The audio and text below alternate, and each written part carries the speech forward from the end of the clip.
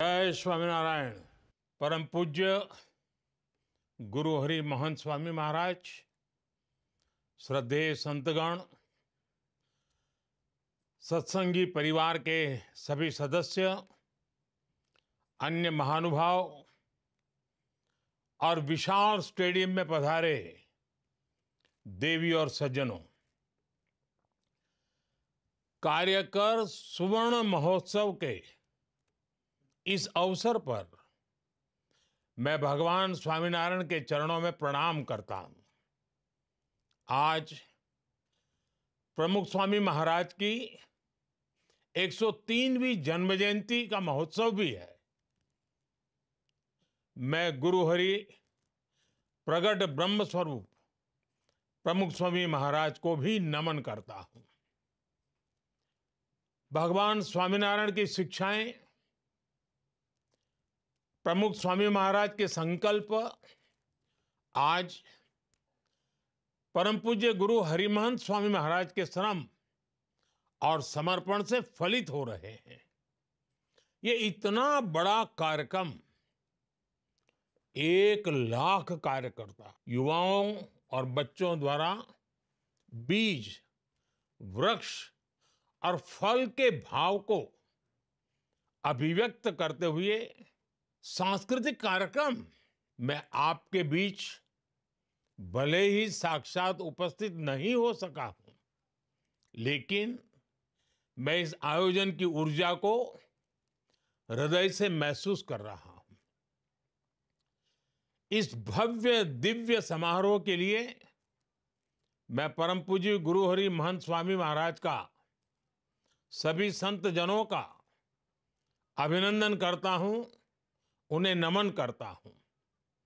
साथियों, कार्यकर सुवर्ण महोत्सव सेवा के 50 वर्ष की यात्रा का एक महत्वपूर्ण पड़ाव है।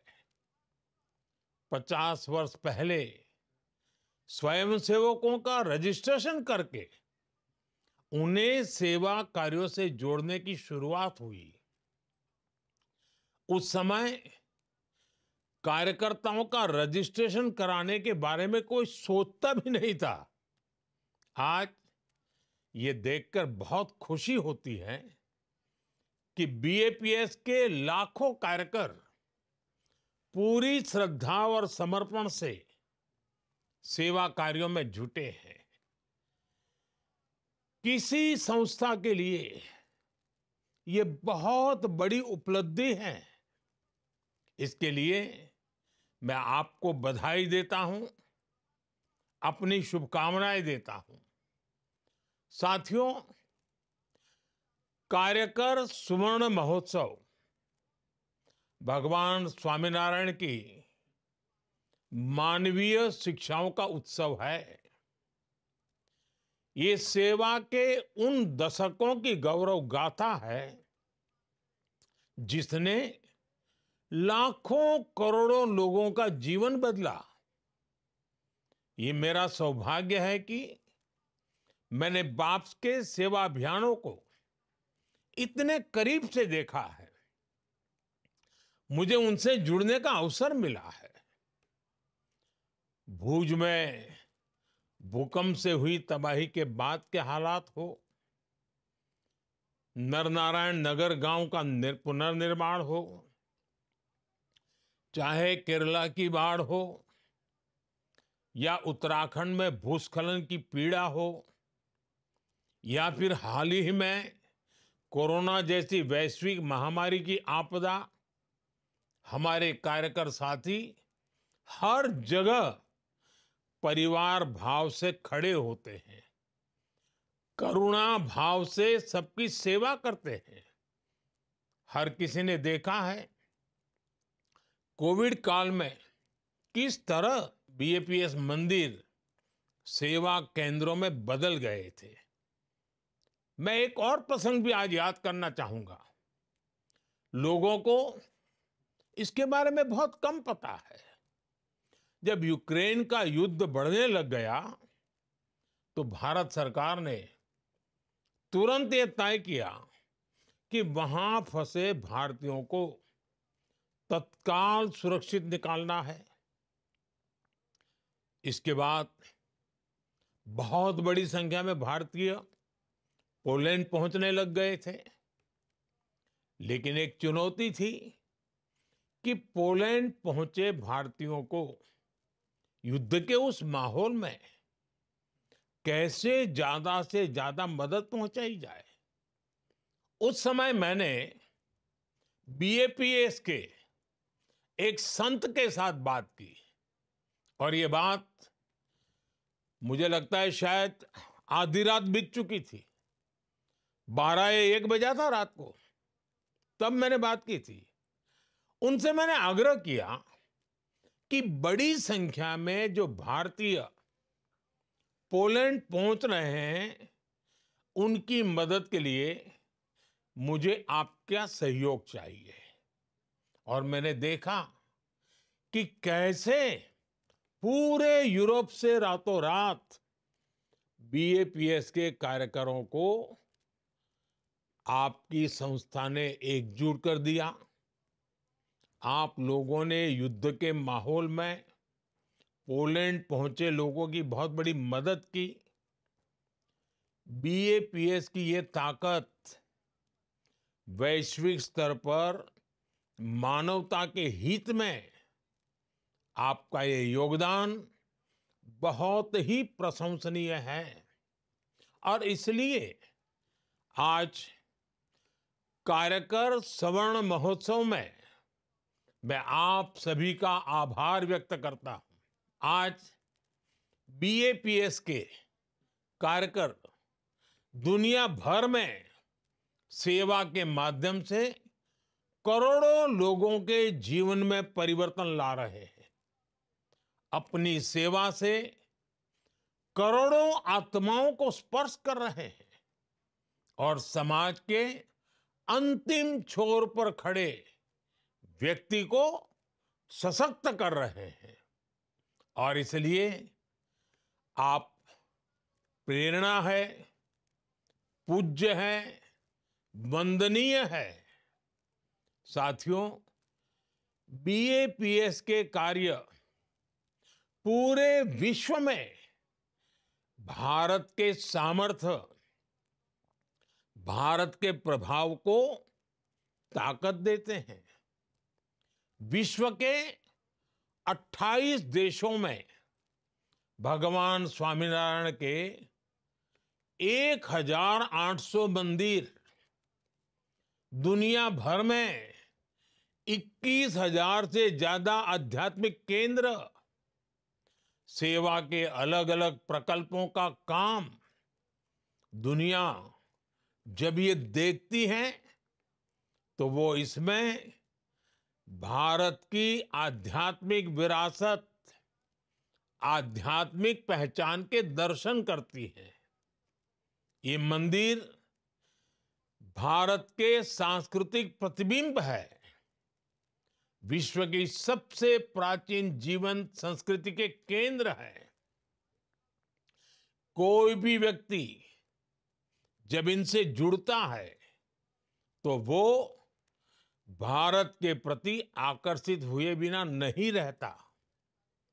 अभी कुछ ही महीने पहले अबू धाबी में भगवान स्वामीनारायण मंदिर की प्रतिष्ठा हुई है। सौभाग्य से मैं भी उस कार्यक्रम में शामिल हुआ। उस कार्यक्रम की, उस मंदिर की पूरी दुनिया में कितनी चर्चा हो रही है। दुनिया ने भारत की आध्यात्मिक विरासत के दर्शन किए। दुनिया ने भारत की सांस्कृतिक विविधता को देखा। ऐसे प्रयासों से दुनिया को भारत के सांस्कृतिक गौरव और मानवीय उदारता के बारे में पता चलता है। और इसके लिए मैं सभी कार्यकर साथियों को बधाई देता हूं। साथियों, आप सभी के बड़े बड़े संकल्पों का इतनी सहजता से सिद्ध हो जाना, ये भगवान स्वामीनारायण सहजानंद स्वामी की तपस्या का ही परिणाम है। उन्होंने हर जीव की, हर पीड़ित की चिंता की। उनके जीवन का हर पल मानव कल्याण में समर्पित रहा। उन्होंने जिन मूल्यों की स्थापना की है, आज बीएपीएस उसी प्रकाश को विश्व में फैला रहा है।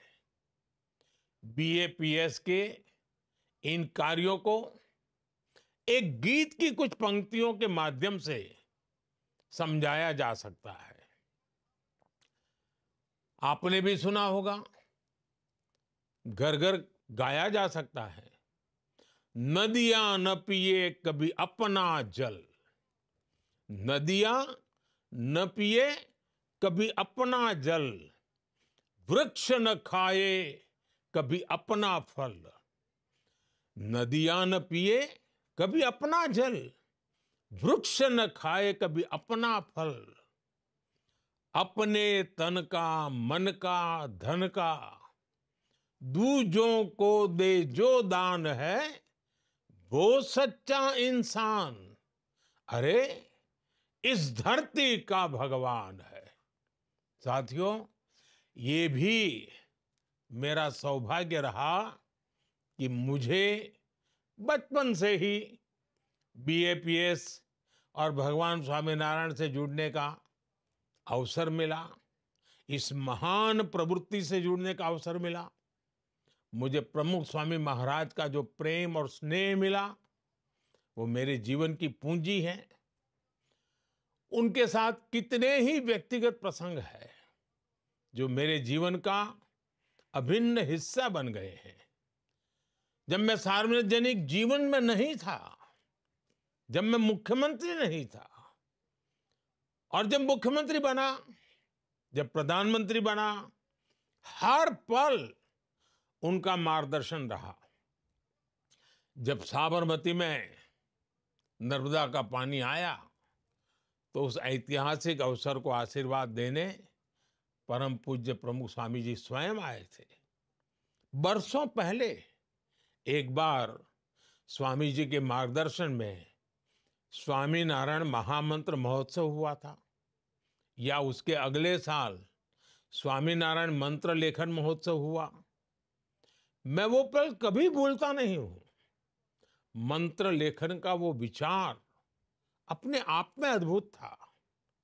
मुझ पर उनका जो आध्यात्मिक स्नेह था, जो पुत्रवत भाव था, वो शब्दों में कहना मुश्किल है। जन कल्याण के कार्यों में प्रमुख स्वामी महाराज का आशीर्वाद हमेशा मुझे मिलता रहा। आज इस इतने विशाल आयोजन में मैं प्रमुख स्वामी महाराज की उन स्मृतियों को, उनकी आध्यात्मिक उपस्थिति को एक कार्यकर के रूप में महसूस कर रहा हूं।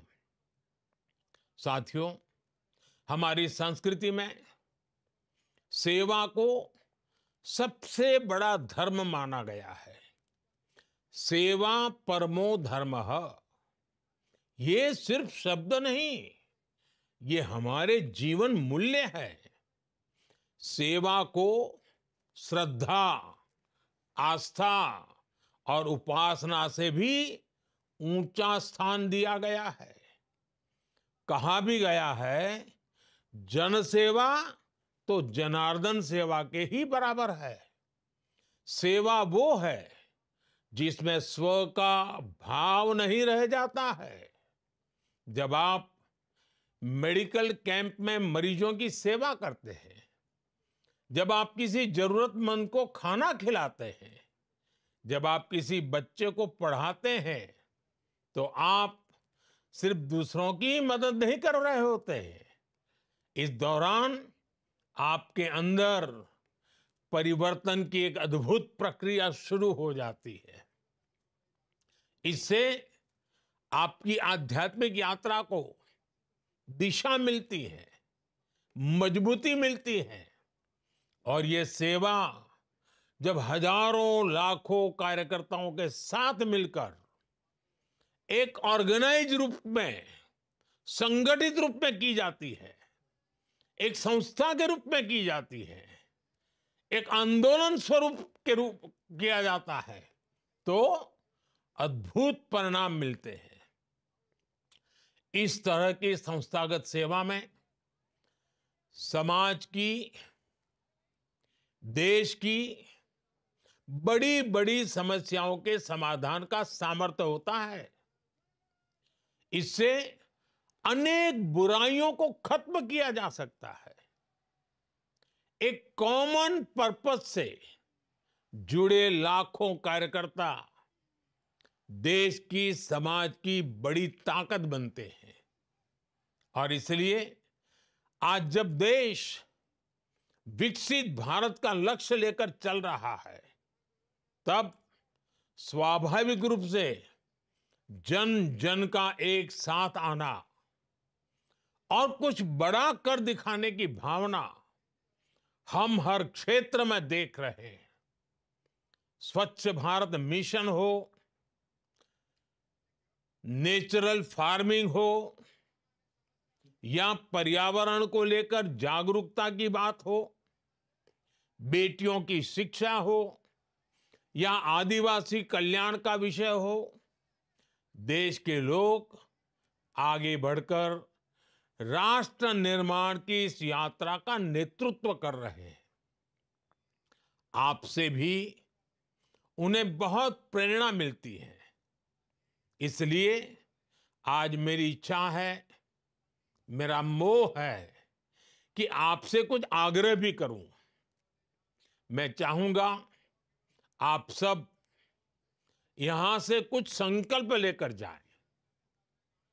आप हर वर्ष एक नया संकल्प लेकर उस साल को विशेष बनाकर उस संकल्प के लिए समर्पित कर दे। जैसे कोई एक साल केमिकल फ्री खेती को समर्पित करे, कोई एक साल देश की विविधता में एकता के पर्वों को समर्पित करे। हमें युवा सामर्थ्य की सुरक्षा के लिए नशे के खिलाफ लड़ाई का भी संकल्प लेना होगा। आजकल बहुत सी जगहों पर लोग नदियों को पुनर्जीवित कर रहे हैं, तो इस तरह के काम को आप भी आगे बढ़ा सकते हैं। हमें धरती का भविष्य बचाने के लिए सस्टेनेबल लाइफस्टाइल का संकल्प लेना होगा। भारत ने पूरी दुनिया को मिशन लाइफ का जो विजन दिया है, उसकी प्रामाणिकता, उसका प्रभाव हमें ही सिद्ध करके दिखाना है। आजकल एक पेड़ मां के नाम अभियान की चर्चा पूरे विश्व में है। इस दिशा में भी आपके प्रयास बहुत अहम है। भारत के विकास को गति देने वाले अभियान जैसे fit India, vocal for local, millets को बढ़ावा देना, ऐसी कई बातें आप कर सकते हैं। युवा विचारों को नए अवसर देने के लिए कुछ ही सप्ताह बाद जनवरी में विकसित भारत यंग लीडर्स डायलॉग, उसका भी आयोजन होगा। इसमें हमारे युवा विकसित भारत के संकल्प को पूरा करने के लिए अपने आइडियाज देंगे, अपने योगदान की रूपरेखा तैयार करेंगे। आप सभी युवा कार्यकर इससे भी जुड़ सकते हैं।